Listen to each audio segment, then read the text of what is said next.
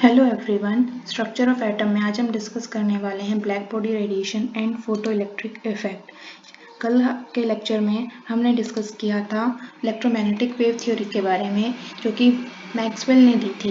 इसमें लाइट को एक वेव की तरह कंसिडर किया गया था, जिसकी स्पीड होती है 3 × 10⁸ मीटर पर सेकेंड, और एनर्जी एक कॉन्टिन्यूस मैनर में एमिट होती है as in the form of radiation. इसके पास इसको इलेक्ट्रोमैग्नेटिक क्यों कहा गया था? क्योंकि इसके अंदर इलेक्ट्रिक और मैग्नेटिक फील्ड दोनों होते हैं, वो दोनों एक दूसरे के परपेंडिकुलर होते हैं, और ये दोनों के दोनों direction of propagation of light के भी परपेंडिकुलर होते हैं। इसके अलावा रेडिएशंस को किसी मटेरियल मीडियम की रिक्वायरमेंट नहीं होती फॉर इट्स प्रोपगेशन।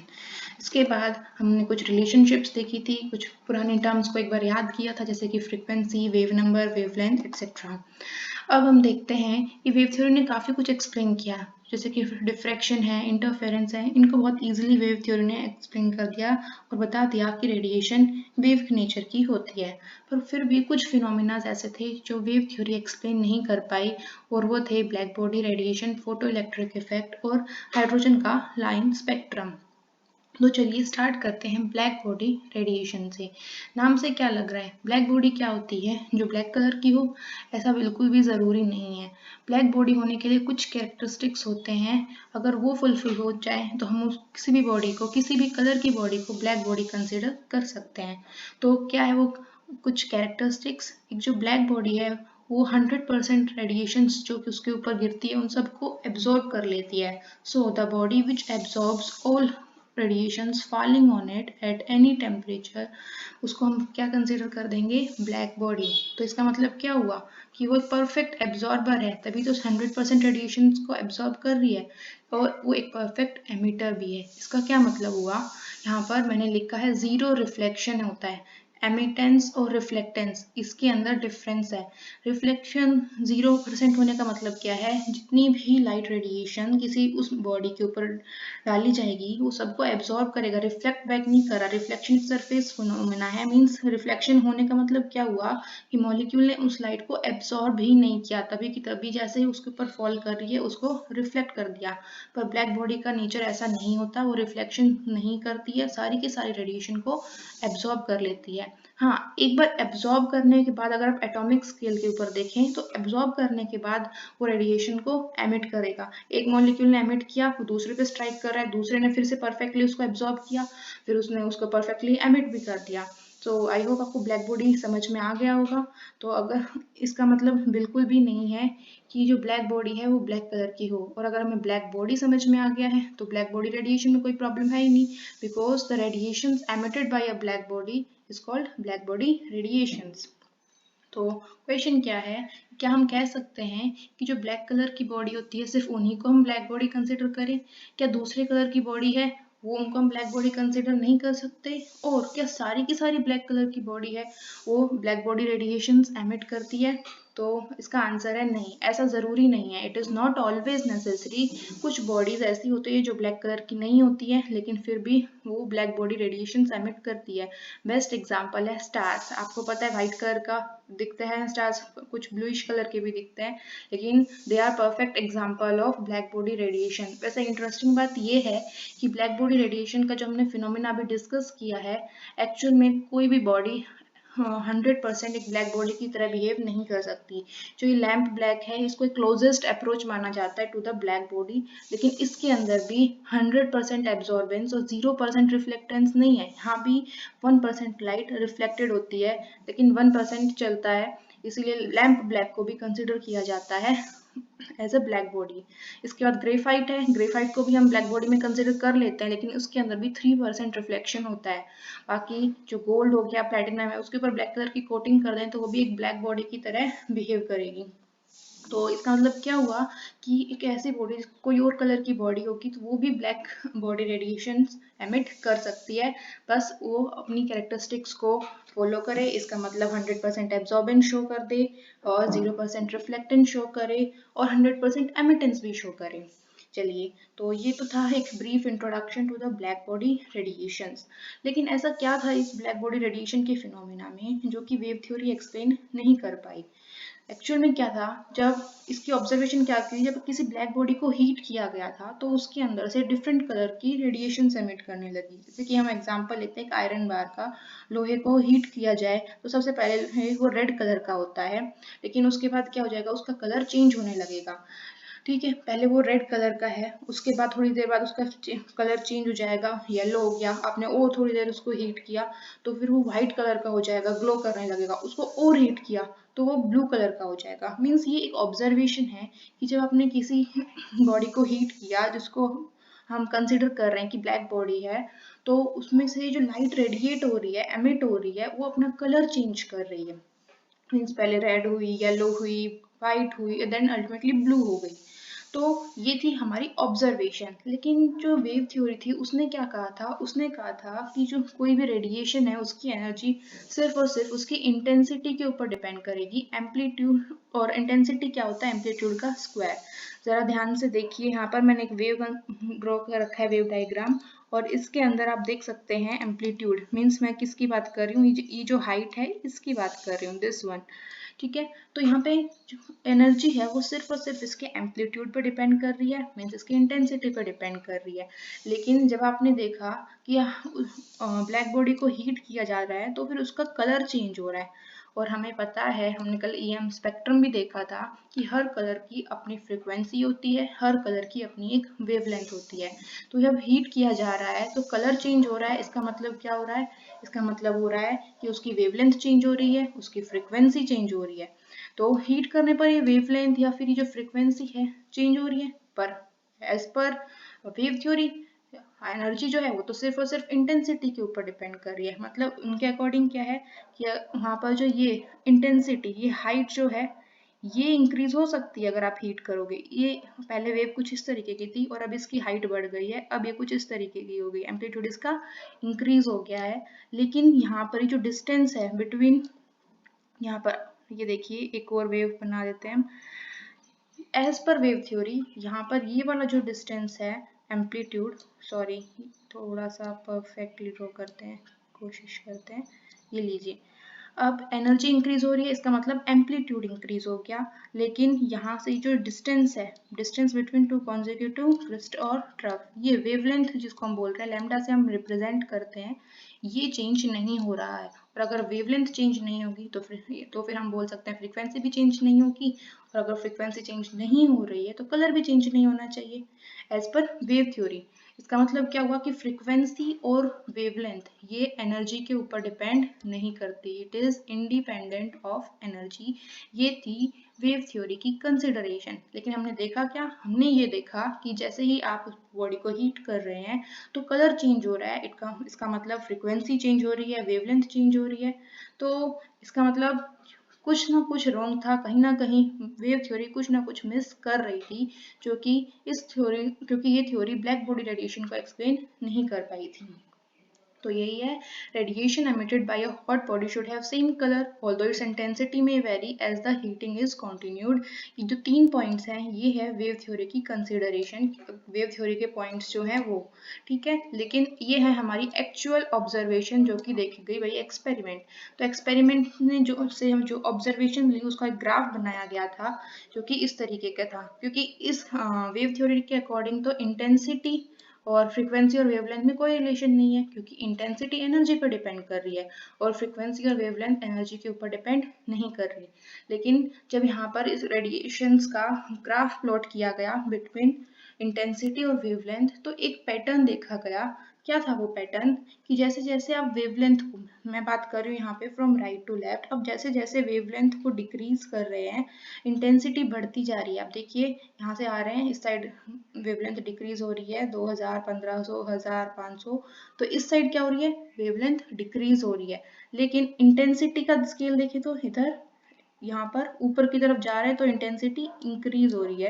ये एक हाईएस्ट पॉइंट, इस पॉइंट पर ये हाईएस्ट हो चुकी है इंटेंसिटी की वैल्यू, कुछ यहाँ तक आएगा स्केल, इस पॉइंट के ऊपर ये वैल्यू हाईएस्ट हो चुकी है। लेकिन हम और वेवलेंथ को डिक्रीज कर रहे हैं, अब और डिक्रीज कर रहे हैं और हम इसी साइड जाए जा रहे हैं, तो क्या होगा, फिर से ये वैल्यू इंटेंसिटी की डिक्रीज होने लगी। ऐसा नहीं है कि ये सिर्फ एक टेम्परेचर पे हुआ, ये एक्सपेरिमेंट सबसे पहले किया गया 3000 केल्विन के ऊपर, मतलब कि टेम्परेचर थोड़ा लो था। अब उस बॉडी को हीट किया गया गया, टेम्परेचर को 4000 किया गया।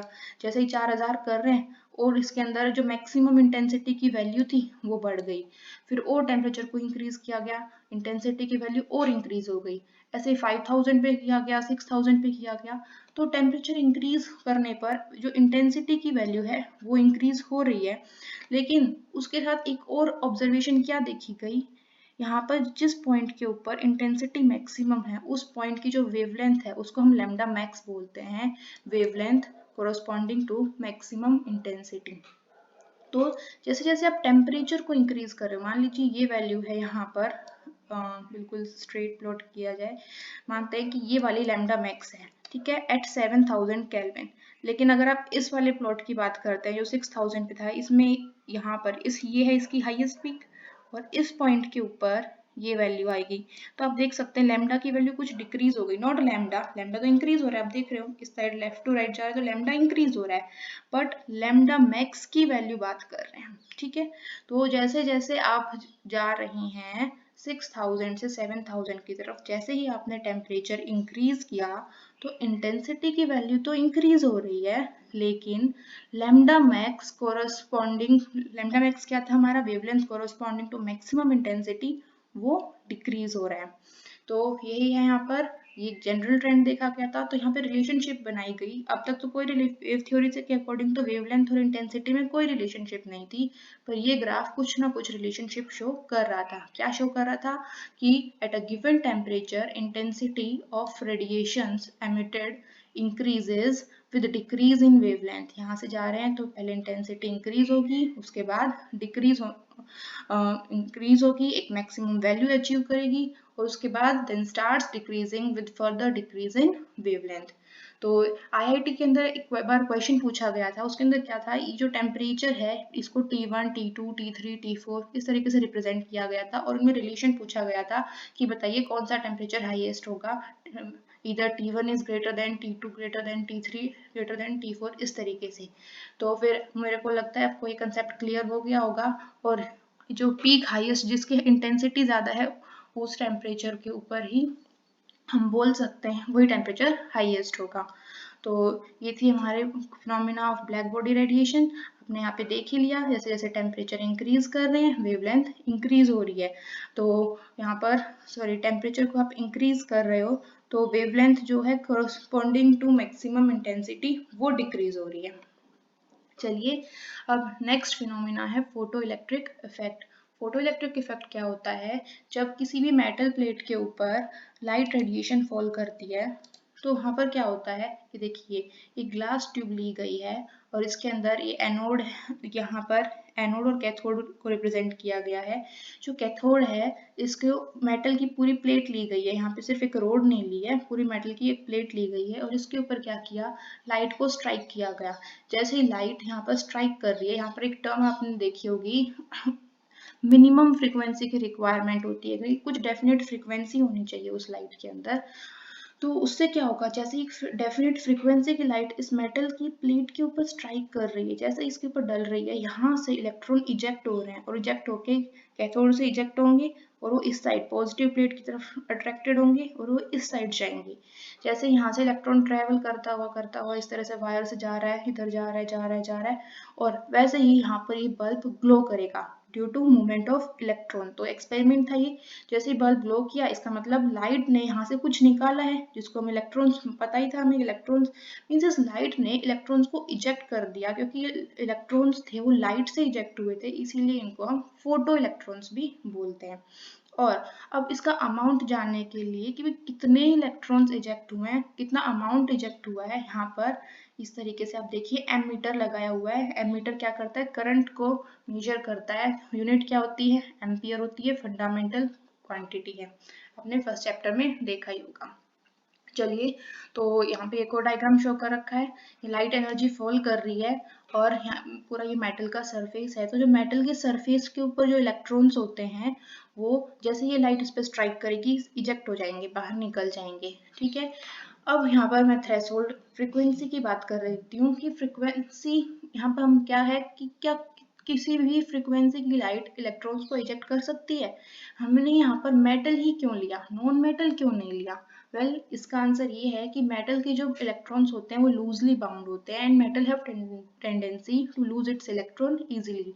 लेकिन अगर हम बात करें नॉन मेटल्स की तो वो अपने इलेक्ट्रॉन्स को बहुत टाइटली बाइंड करके रखते हैं और इजीली इलेक्ट्रॉन को लूज नहीं करते हैं। ओके, नेक्स्ट यहाँ पर हम बात कर रहे हैं इजेक्टेड इलेक्ट्रॉन को फोटो इलेक्ट्रॉन बोलते हैं। ये थ्रेशोल्ड फ्रीक्वेंसी है, मतलब ये है कि किसी भी फ्रीक्वेंसी की लाइट अगर आप एमिट करोगे और आप ये सोच रहे हैं कि इलेक्ट्रॉन्स एमिट हो जाएंगे तो आप गलत हैं। इलेक्ट्रॉन के इजेक्शन के लिए एक डेफिनेट फ्रीक्वेंसी की लाइट की रिक्वायरमेंट होती है और उस फ्रीक्वेंसी को ही थ्रेशोल्ड फ्रीक्वेंसी बोलते हैं। और एनर्जी होती है ये एच न्यू, ये क्या प्लैंक क्वांटम थ्योरी से आई है, ये हम कल डिस्कस ही करने वाले हैं।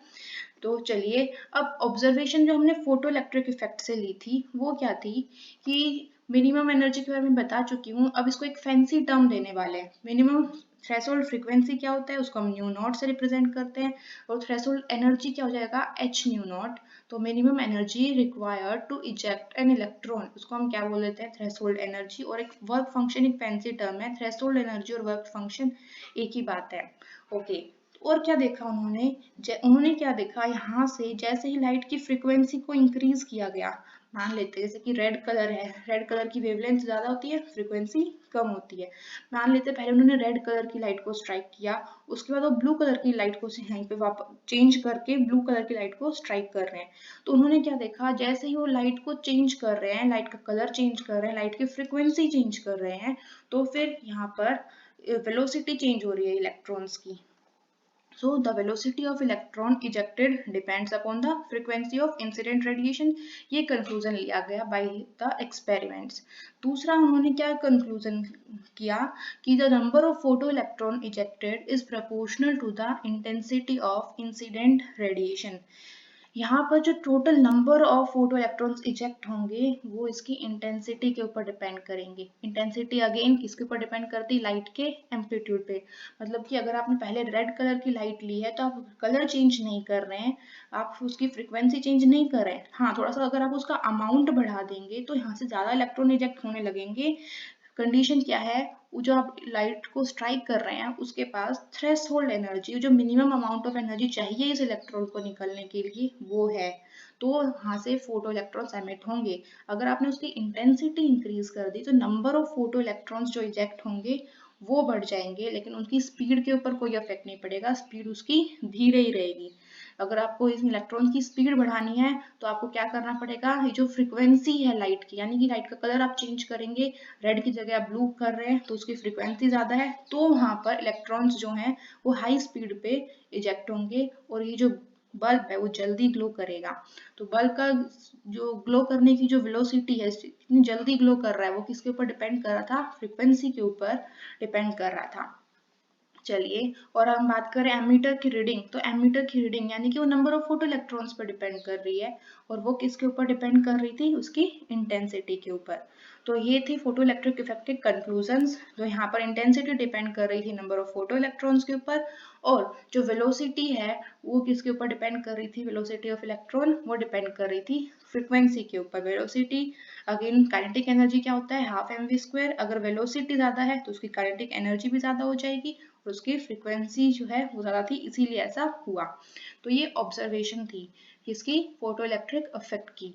लेकिन फिर वेव थ्योरी जो थी वो इसको एक्सप्लेन क्यों नहीं कर पाई, क्योंकि वेव थ्योरी ने क्या कंसिडर किया था कि रेडिएशन तो कॉन्टिन्यूअस मैनर में है, तो अगर रेडिएशन कॉन्टिन्यूअस मैनर में ही आएगी तो फिर क्या जरूरत क्या है कि एक थ्रेशोल्ड अमाउंट चाहिए। चलो ठीक है, कॉन्टिन्यूअसली आ रही है तो एक पॉइंट ऐसा आएगा जब वो एक्यूमुलेट हो जाएगी, इकट्ठी होके थोड़ी करके भी ज्यादा बना के और फिर इलेक्ट्रॉन को इजेक्ट कर देगी।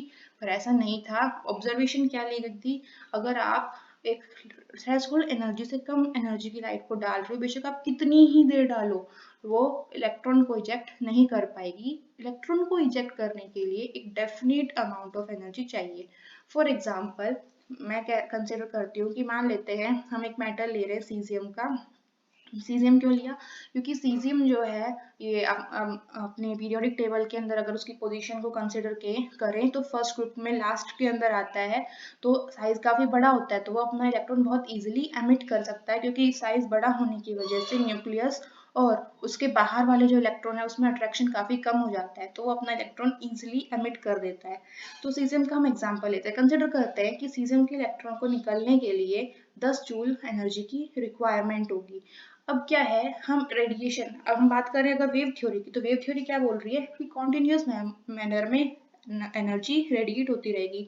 मान लेते हैं कि 2 जूल एनर्जी बाहर से आ रही है। अगर 2 जूल एनर्जी बाहर से आएगी और कंटिन्यूसली आ रही है, थोड़ी 2 जूल आई और कंटिन्यूसली फ्लो किए जा रही है, तो थोड़ी देर में 2 प्लस 2 प्लस 2 प्लस 2 प्लस 2 करेंगे 10 जूल हो गई। तो इसका मतलब इलेक्ट्रॉन इजेक्ट हो जाना चाहिए।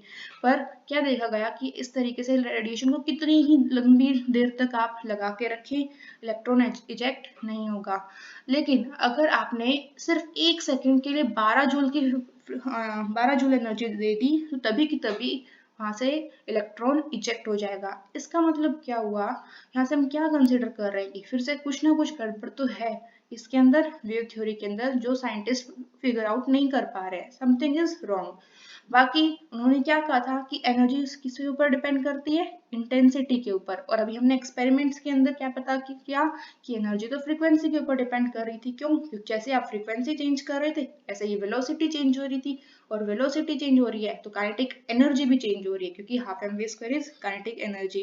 तो ये कुछ पॉइंट्स थे जो कि वेव थ्योरी एक्सप्लेन नहीं कर पाई थी। हमारे साइंटिस्ट कहीं ना कहीं स्टक हो गए थे, अटक गए थे। तो इसके बाद मैक्स प्लैंक आए जिन्होंने ये प्रॉब्लम सॉल्व की, और ये हम कवर करने वाले हैं कल के लेक्चर में। So here is your questions of the day.